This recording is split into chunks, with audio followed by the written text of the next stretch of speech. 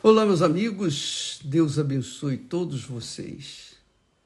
Que o Espírito Santo venha conduzir os nossos pensamentos segundo a vontade dele, para que nós possamos entender essa vontade para nossas vidas. E então fazermos a boa escolha ou as boas escolhas. Então, eu estava meditando aqui a respeito do filho pródigo. Você conhece bem a história. Mas você sabe que há detalhes nessa história que chamam muita atenção e que às vezes a gente nem percebe, porque lê a Bíblia apenas por ler, ou lê apenas para ter informações, para saber, mais nada.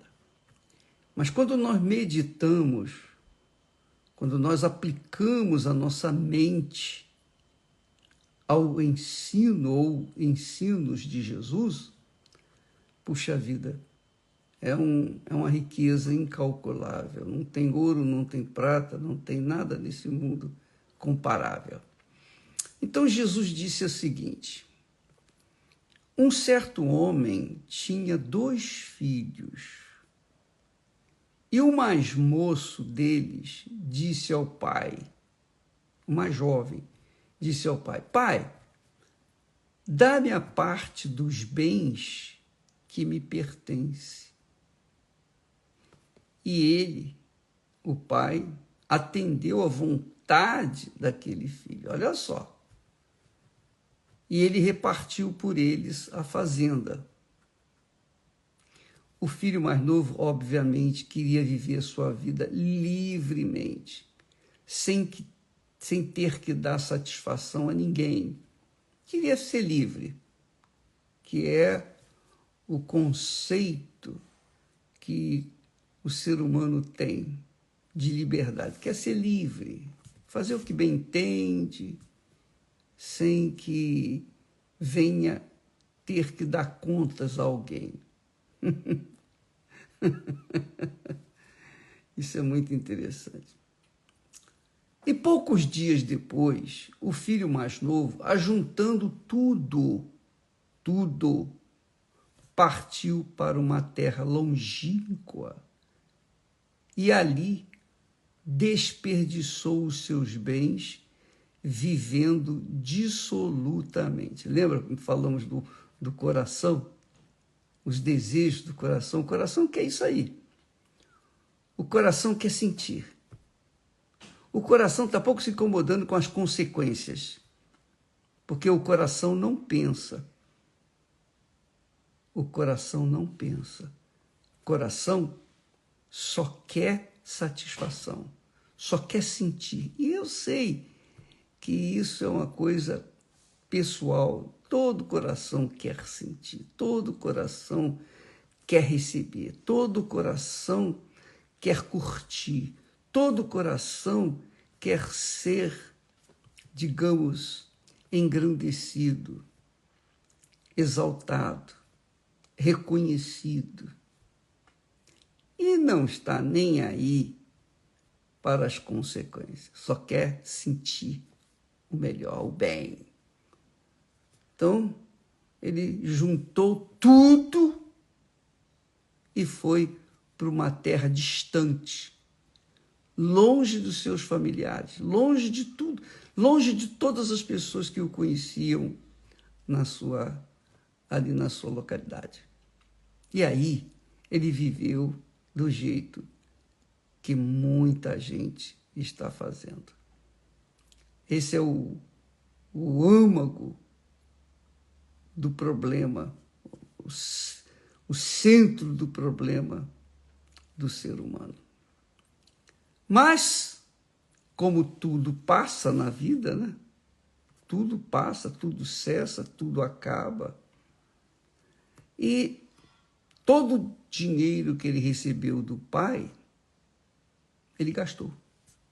Diz Jesus: e havendo ele gastado tudo, ele recebeu tudo, e ficou numa terra distante e gastou tudo naquela terra. Porém, houve naquela terra uma grande fome e começou a padecer necessidades. É o que está acontecendo no mundo, né? Nós vivemos num mundo assim. As pessoas estão vivendo dissolutamente, sem regras, sem leis, sem mandamentos, sem temor a Deus, sem temor a ninguém, porque elas têm tudo. Mas chegou o dia da guerra, ou melhor, chegaram os dias de guerra, os meses e anos de guerra. Então, aquele filho jovem começou a passar necessidade. E chegou-se a um dos cidadãos daquela terra, quer dizer, não chegou um amigo. Ele não tinha amigo. Sem dinheiro ele não tem amigo. A gente só tem amigo quando tem dinheiro, é ou não é?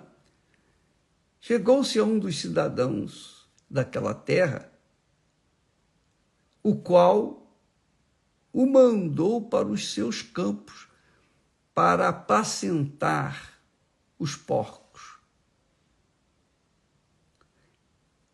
E desejava encher o seu estômago, Jesus que está falando, e desejava encher o seu estômago com as bolotas que os porcos comiam. Você imagine que bolotas são essas, né? Você sabe que porco, ele come qualquer coisa. Imagine na necessidade, na fome que havia naquela terra, o que os porcos recebiam. Bolotas. Eu não posso nem imaginar essas bolotas.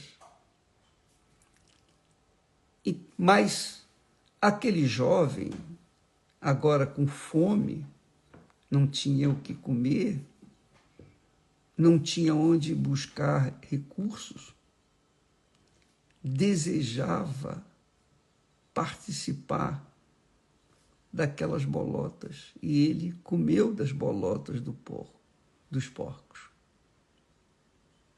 Você já imaginou, amiga e amigo? Quantas não têm sido as pessoas que achavam que tinham tudo, que não haveria necessidade, porque viraram as costas para o Pai Celestial, achando que, bom, agora eu tenho tudo. Eu tenho dinheiro, eu tenho posição, eu tenho amigos, eu tenho um mundo aos meus pés. Mas quando vem a necessidade, porque ela vem, cedo ou tarde ela vem. Jesus disse lá em Mateus 24, o que vai acontecer a esta terra, ao planeta Terra, o fogo que vai vir. E isso já começou. Mas ninguém atenta para isso porque ainda tem uma mesa farta, tem saúde, tem juventude, tem força, tem vigor, é supostamente sábio. Só que, quando houve naquela terra uma grande fome, essa fome chegou àquele jovem que era rico. E diz Jesus que esse jovem, cuidando dos porcos, ele não tinha marmita, ele não tinha nada que comer, nem de onde trazer. Então, ele teve que se sujeitar às bolotas que os porcos comiam. E muitas pessoas que estão me ouvindo nesse momento, com certeza, devem estar pensando, olha, bispo, eu tenho comido as bolotas que o diabo amassou com o rabo. Eu tenho vivido o inferno na minha vida. Não é só a fome, não é só o meu estômago que reclama, mas a minha vida, o sono que não vem, a ansiedade, desejo desesperador de sair dessa situação, o medo que eu tenho, a dúvida, as dúvidas que eu carrego.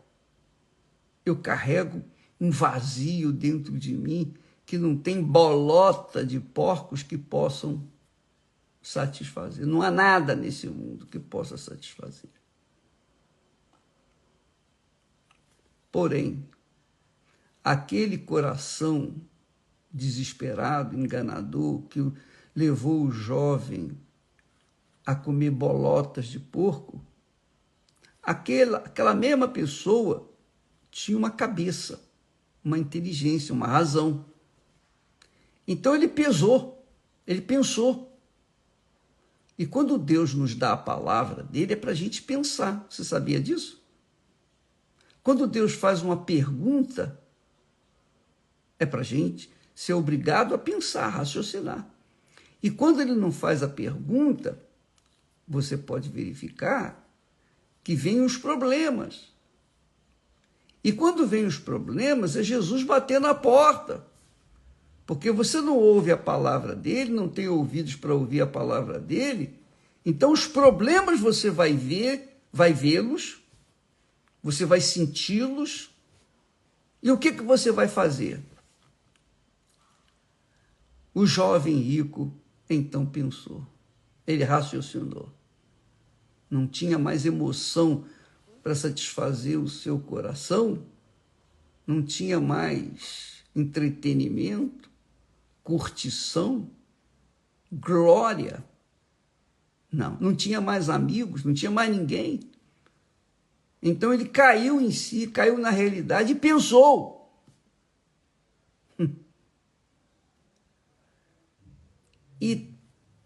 Jesus disse essas palavras. E tornando em si, disse, quer dizer, caindo em si da realidade, ele pensou.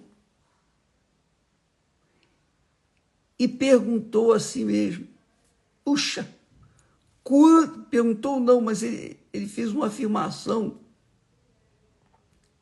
uma exclamação, puxa, quantos empregados de meu pai têm abundância de pão? E eu aqui, morrendo, pereço de fome, humilhado, tratando dos porcos e comendo com eles as bolotas, suas bolotas.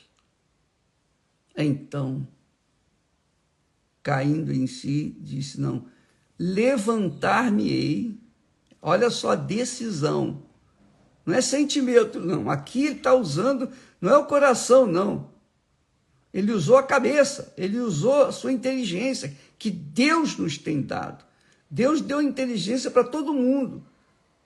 Todo mundo tem inteligência para pensar. Mesmo que você não tenha escolaridade, você tem inteligência. E então, conscientemente, ele disse para si mesmo, puxa, quantos empregados de meu pai têm abundância de pão e eu aqui pereço de fome. Levantar-me-ei, olha só a decisão, levantar-me-ei e irei ter com meu pai. E lhe direi, pai, pequei contra o céu e perante ti. Já não sou digno de ser chamado teu filho. Não sou digno de ser chamado teu filho. Faze-me como um dos teus empregados.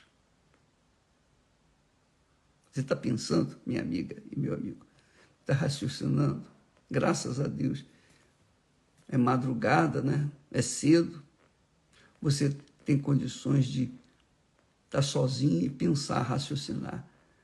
Porque esse jovem rico é você, que está caído, prostrado, cheio de problemas, um vazio enorme dentro do peito, insônia, medo, nervosismo.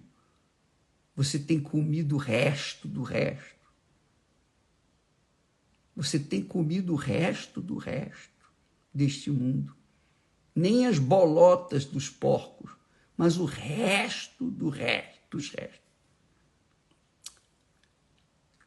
Mas aquele rapazinho, jovem, inexperiente, imaturo, ele raciocinou. Ele foi sábio. Ele foi sábio. Ele disse: levantar-me-ei e irei ter com meu pai. E lhe direi: Pai, pequei contra o céu e perante a ti. Já não sou digno de ser chamado teu filho. Mas faze-me como, ou trata-me como um dos teus empregados. Imediatamente, levantando-se, tomou a direção da casa do pai. E Jesus é bacana, né? Muito legal. Ele diz assim: e quando ainda estava longe, viu o seu pai. Quer dizer, ele estava longe, mas o seu pai o viu. Seu pai o viu. E é o que o Pai nosso que está nos céus tem visto você. Ele vê você. Ele assiste os seus problemas. Ele sabe tudo, mas ele não pode torcer a sua vontade. Ele não pode impor a vontade dele para você, nem para mim, nem para ninguém. Ele espera que nós, por livre e espontânea vontade, nos voltemos para ele. É isso que ele espera. E a volta para ele é uma decisão, não é um sentimento. Eu duvido que esse rapaz estava sentindo vontade de voltar para casa. Não, o coração dele dizia: não, espera mais um pouquinho, aguenta mais um pouquinho com as bolotas. Mas a cabeça dele disse: não, peraí. Quantos trabalhadores de meu pai comem o melhor? Não falta nada. E eu aqui, filho, com direito ao melhor da casa de meu pai, estou comendo bolotas com os porcos. Então, levantando-se, foi para seu pai. E quando ainda estava longe, o seu pai o viu. O seu pai o viu e se moveu de íntima compaixão. E correndo, isso é o pai. O menino vinha longe. Pensa comigo, imagine. O rapaz vinha longe, mas o pai o viu. E movido de uma tremenda compaixão, íntima compaixão, correndo. E correndo veio ao seu encontro.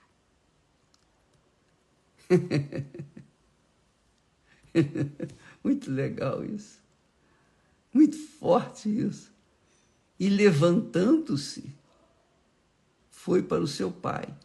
E quando ainda estava longe, viu-o seu pai. Quer dizer, o pai o viu e se moveu de íntima compaixão e correndo.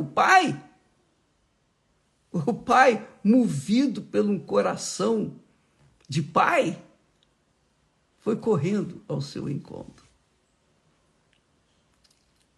Lançou-se-lhe ao pescoço e o beijou. E o filho lhe disse: Pai, pequei contra o céu e perante ti, e já não sou digno de ser chamado teu filho. Foi o pai que veio ao encontro do filho.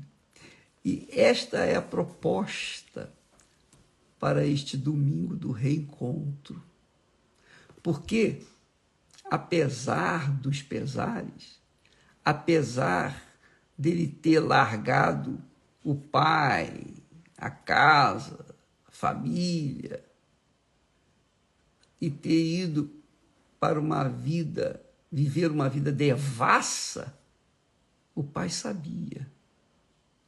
O pai não o proibiu, não o impediu de ir. Muitas pessoas dizem: poxa, por que Deus me levou? Poxa, por que ele permitiu isso? Há coisas que Deus não pode fazer, sabia? Ele não pode obrigar ninguém a aceitá-lo como seu Senhor, como seu Salvador. Não, ele não pode. Isso contraria a vontade dele. Ele quer que as pessoas venham por livre e espontânea vontade. Como foi o caso do filho pródigo, que gemeu, foi humilhado ao extremo, mas raciocinou, pensou: poxa, peraí, quantos empregados de meu pai comem a fartar e eu aqui comendo com as bolotas dos porcos? Então ele tomou atitude de se voltar. É isso que vai acontecer. É isso que nós estamos propondo para você, minha amiga e meu amigo afastado. Você que acha que o pai o abandonou. Não, ele não abandonou. Você não ouviu a voz dele, você não quis seguir a disciplina dele, você queria viver à la vontade, queria viver uma vida devassa, satisfazer o seu coração e mais satisfação, e mais satisfação, e quanto mais você dá para o seu coração, mais ele quer e nunca ele fica satisfeito. Essa é a realidade. Essa é a realidade. Mas, quando você ouve a voz da razão, da inteligência, você cai em si e diz: não, peraí, coração, sai fora, eu vou ter com meu pai. Este domingo, as reuniões em todas as igrejas universal espalhadas pelo planeta estarão abertas. Aliás, as portas da Igreja Universal do Reino de Deus estão sempre abertas, dia após dia, de segunda a segunda, de janeiro a janeiro. Não tem feriado, não tem dia santo, não tem nada. Todo dia está com a porta aberta, com as suas portas abertas para receber as pessoas que estão desejosas de voltar para o Pai. Então, neste domingo, nós vamos ter a festa do reencontro. Eu diria a festa da volta do filho pródigo.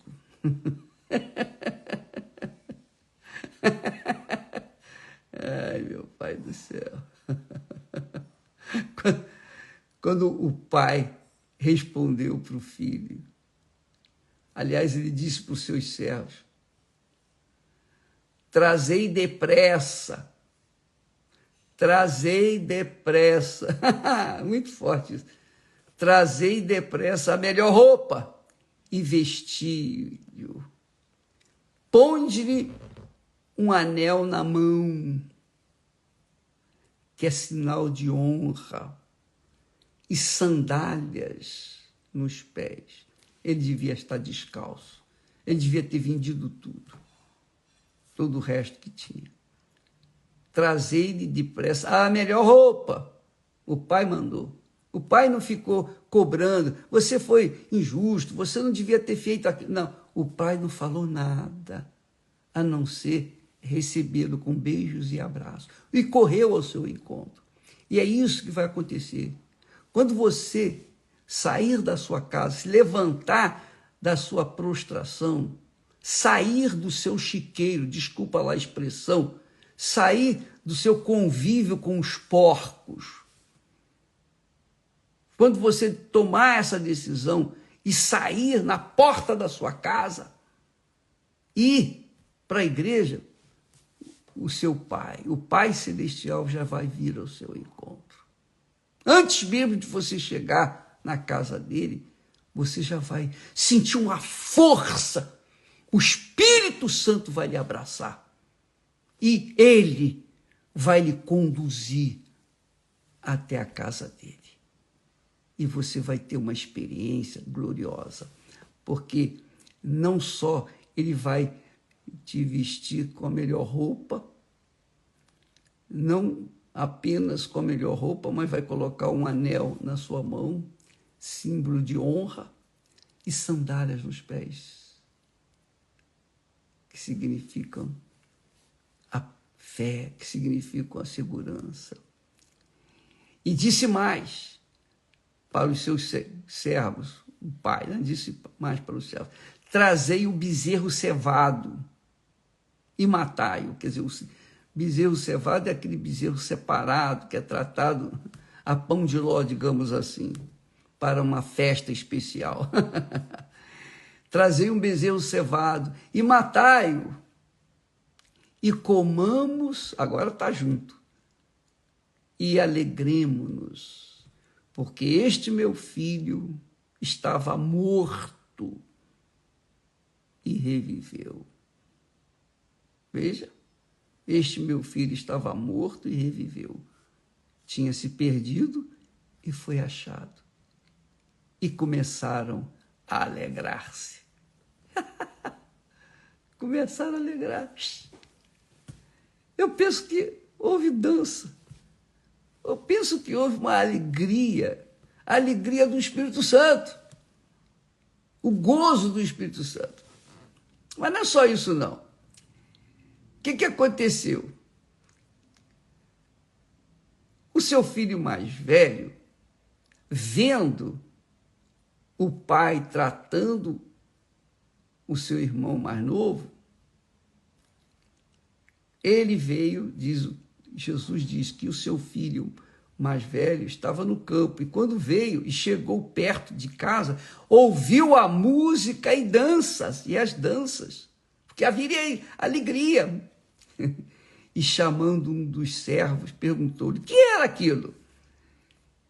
E ele lhe disse, o teu irmão voltou, e teu pai matou o bezerro cevado, porque o recebeu são e salvo. Mas o irmão, não é irmão, é irmão.